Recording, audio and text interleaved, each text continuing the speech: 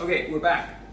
Before we get into the cooking process, I just want to talk about the ingredients a little bit and how I've set this up. At home, in general, making soups especially, do the mise en place correctly. Just get organized. And in saying that, this is something that everyone can get involved with. If you've got kids, more's over, girlfriend, boyfriend, whatever. Everyone can get involved in this, whether it's chopping carrots or chopping knoll celery. Anybody can do that. You can't do it wrong, really. So you get everyone involved, especially the kids. The kids, you can teach them about food, you get them interested in food, whole foods, less waste, less meat, just putting some good habits into them at an early age. And soup is a perfect way to do that, even if you only do it once a week or whatever. So we'll start with the pancetta. It was the 300 grams. I'm going to put the recipe into the post somewhere so you know the exact weights of everything I've done. These I've chopped into little cubes. There's no waste there. I used all of it. A rule of finger would be about that big as your fingernail. Don't make them too big. You want them to reduce, and you want to extract all the fat out of it and everything.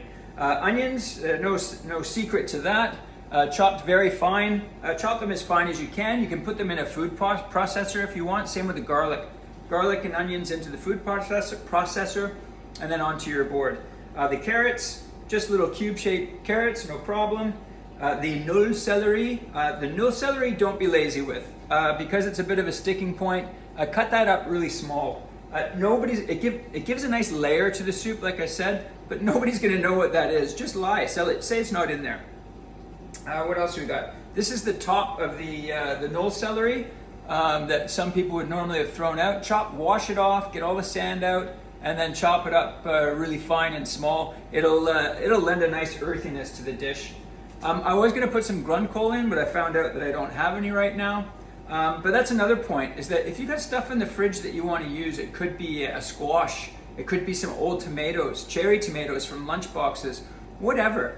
If it goes kind of in this common theme of root vegetables or tomato, courgette, whatever, just chop them up fine and throw them in. Nobody is going to know the difference if you put half a courgette in there, or if you put a tomato that was going off, chopped up fine, into your sauce. It really doesn't matter. One other thing I want to point out is the parmigiano. These are the skins.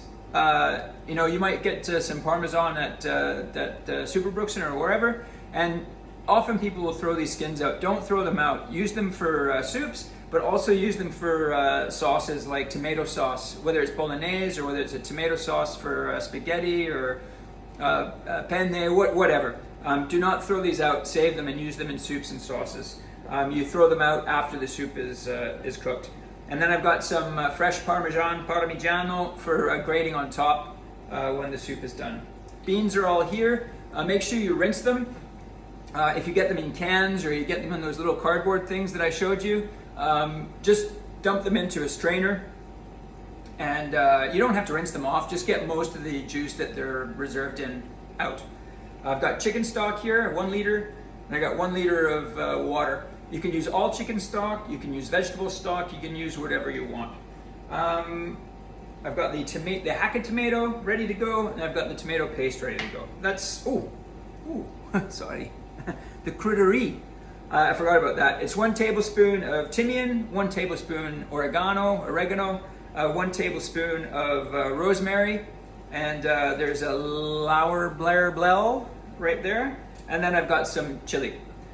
So that's it. Mise en place is done. We're ready to go. When I see you next time, I'll show you how to put it all together.